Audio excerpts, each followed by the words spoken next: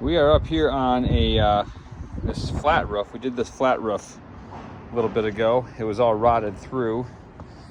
So up here we took off the siding. We're gonna put the siding back on, and we just put on a kicker board, and then Carlos did a custom bent flashing piece with a slight beveled slope, so water will always drip down.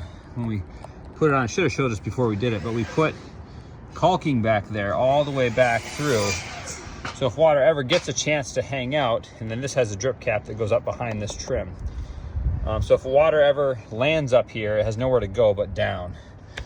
I mean out, you know, so that's what we want.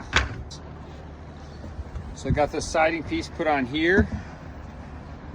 We got a trim piece put on out here, and that was left out. It's kind of hard to tie into these old houses because you don't know, you don't want to do too much, but you do want to get up those walls. So we ran around here, and then we'll be putting sealant around these edges, like right there.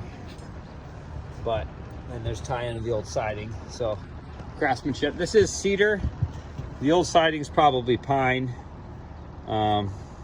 It's going to paint up just great. That's the important part.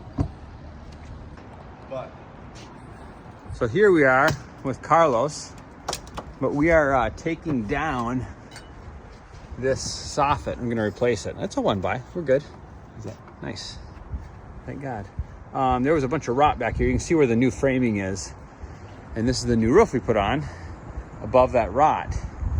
But this got damaged as well. So we're just going to replace this wood. It's more superficial, but it's going to put it together.